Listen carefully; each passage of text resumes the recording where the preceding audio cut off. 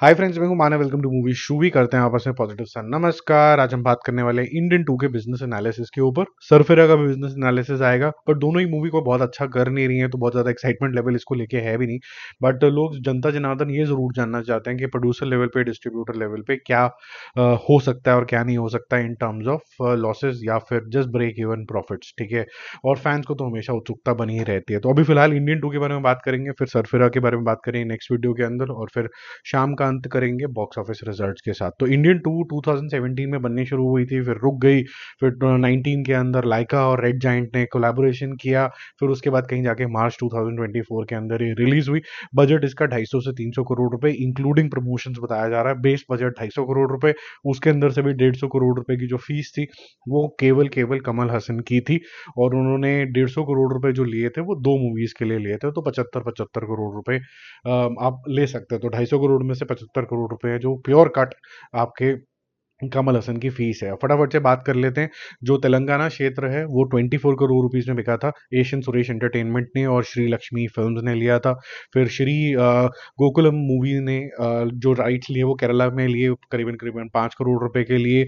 Romeo pictures ने कर्नाटका में 10 करोड़ रुपए के लिए, पेन ने लिए 20 करोड़ रुपए के, और लाइका और फिल्म डिस्ट्रीब्यूशन नेटवर्क ने ओवरसीज का पूरा ब्यौरा अपने आप में ही उठा रखा है, पूरा भार। और साथ में कोलैबोरेशन उन्होंने किया मलेशिया में थ्री डॉट मूवीज। तो थ्री डॉट मूवीज आउटसाइडर हो गया, फिल्म डिस्ट्रीब्यूशन नेटवर्क आउटसाइडर हो गया। इन दोनों की जो इनकम आई होगी लगभग लगभग 25 करोड़ रुपए के आसपास आई है। तो अब अगर हमें ये निकालना हो कि इनकी प्रॉफिटेबिलिटी कहाँ होगी, तो तेलंगाना में अगर 40 करोड़ क्रॉस करते हैं, क्योंकि 24 करोड़ रुपए तो इन्वेस्ट हुए हैं, तब वहां जाके प्रॉफिटेबिलिटी होगी। केरला में करीबन करीबन 9 करोड़ रुपए में प्रॉफिटेबिलिटी हो जाएगी। कर्नाटका के अंदर कोई 10 करोड़ रुपए की बिकी है, तो 19 करोड़ रुपए के आसपास में प्रॉफिटेबिलिटी होगी। और पेन ने 20 करोड़ रुपए में नॉर्थ इंडिया के राइट्स लिए थे, तो 40 करोड़ रुपए के आसपास वहां पर प्रॉफिटेबिलिटी होगी। और अगर हम ये देखें कि ओवरसीज से जो कुछ भी आ रहा है, जो शेयर फिल्म डिस्ट्रीब्यूशन नेटवर्क या फिर आप कह सकते हैं रेड डॉट मूवीज लेके चला जाएगा मलेशिया के अंदर, वो लगभग लगभग 40 करोड़ रुपए के आसपास हो गया। उसके ऊपर लाइका को मिलेगा, और बाकी इंडिया के अंदर भी लाइका खुद ही डिस्ट्रीब्यूट कर रहा है। अब थिएटर के जो टोटल राइट्स हैं, अगर इसका प्लस आप करोगे तो 85 करोड़ रुपीज तो रिकवरी होगी लाइका की, साथ में रेड जाइंट की। ये आप ये कह सकते हैं कि नॉन टीएन स्टेट्स को उन्होंने कंप्लीटली बेच दिया, क्योंकि टीएन में वो खुद ही हैंडल कर रहे हैं। तो 85 करोड़ रुपीज का उन्होंने बेच दिया। इसका मतलब है कि नॉन टीएन स्टेट में कंबाइंड टुगेदर जब तक 150 करोड़ रुपए का इनकम नहीं आता है, तब तक ये प्रॉफिटेबल नहीं होगी। बट प्रोड्यूसर साहब ने बहुत समझदारी करी कि अच्छे से बेच दिया नेटफ्लिक्स को 200 करोड़ रुपए।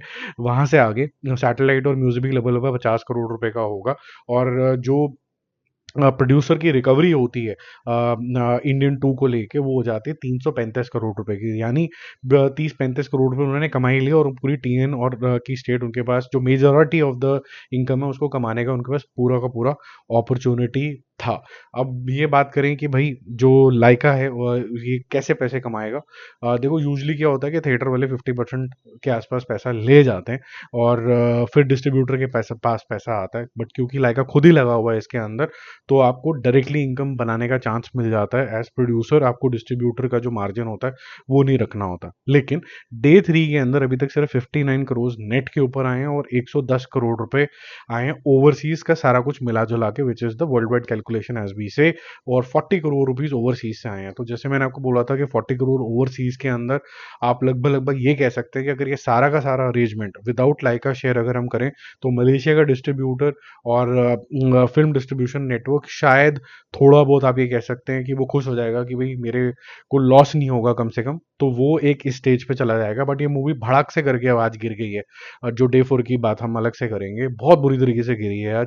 तो उससे इसकी जो लाइफ टाइम जो बिजनेस होता हुआ नजर आ रहा है वो 75 टू 80 हायर साइड पे होता हुआ नजर आ रहा है इंडिया के अंदर नेट। और ग्रॉस लेवल पे आप ये कह सकते हैं कि 150 के अंडर अंडर ये मूवी निपटने वाली है, वो भी बहुत ऑप्टिमिस्टिक तरीके से अगर हम बात करें। इसका बाइफिकेशन है कि हिंदी के अंदर अभी तक सिर्फ 3.9 करोड़ रुपीस की इनकम हुई है। जो तेलुगु स्टेट है उसके अंदर 13.7 हुई है, और तमिल के अंदर खुद के अंदर सिर्फ 41.5 है। अब 2 मिनट के लिए मान लेते हैं कि तमिल का 41.5 है, तो उसका अगर आप आधा करोगे मोटा मोटा लेवल पे, हायर साइड पे 23-24 करोड़ रुपीस ही लाइका के पास आएगा।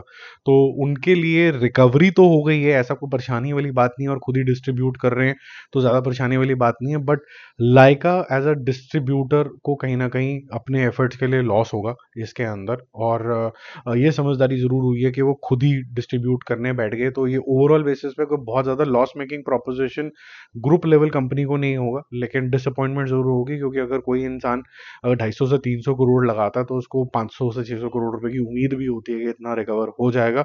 और क्योंकि प्री रिलीज बिजनेस कोई बहुत मेजर मोटा बिजनेस नहीं था, और शायद लोगों को पता था इनको कि हम इतना नहीं कर सकते हैं, तो इसलिए इन्होंने सारे राइट्स बेचे भी नहीं उसी हिसाब से, क्योंकि टीएन वगैरह राइट्स बिके नहीं उस हिसाब से। तो ये कहीं कहीं ना कहीं रिफ्लेक्शन है कि they were not very confident about the product maybe. और इस कैलकुलेशन के हिसाब से टीएन एक लॉस मेकिंग प्रोपोजिशन होगा, चाहे नोशनल होगा पर होगा जरूर। जो हिंदी वर्जन है वो भी लॉस मेकिंग प्रोपोजिशन होगा। ओवरसीज में जो बाकी पार्टनर्स हैं वो मेरे ख्याल से अपना जस्ट अबाउट पैसा रिकवर करेंगे, इन केस पहले उनकी रिकवरी होगी और फिर लाइका की होगी, अगर ऐसा अरेंजमेंट है। और अगर पहले दिन से 50-50 वाला अरेंजमेंट है तो फिर उनको कम से कम नहीं तो अपने जो भी उन्होंने पैसे लगाए हैं, 25 लगाए हैं, 50 की रिकवरी होती है, तो आधा आधा करेंगे तो 25, बड़ी मुश्किल से उनकी रिकवरी हो पाएगी, बड़ा मुश्किल हो जाएगा उनके लिए भी। तो ओवरऑल बेसिस पे ये कोई बहुत ज़्यादा एक्साइटिंग प्रोपोजिशन नहीं है डिस्ट्रीब्यूटर के लिए। डिस्ट्रीब्यूटर भाई साहब तो नाराज ही होने वाले हैं इससे। और फिर जो इंडियन 3 आने वाली है उसके लिए इतने पैसे तो नहीं मिलेंगे। अब ये काफ़ी कुछ ऑप्टिमाइज हो जाएगा इसके अंदर, क्योंकि कमल हसन की खुद की भी एक प्रोडक्शन डिस्ट्रीब्यूशन हाउस है। तो ऐसा हो सकता है कि वो लाइका के साथ कुछ डिस्ट्रीब्यूट वगैरह करने की कोशिश करे, क्योंकि चाहे इंडियन 2 को इतना ज़्यादा एक्साइटमेंट नहीं मिला, इंडियन 3 के जो ट्रेलर है उसको एक्साइटमेंट जरूर मिला है।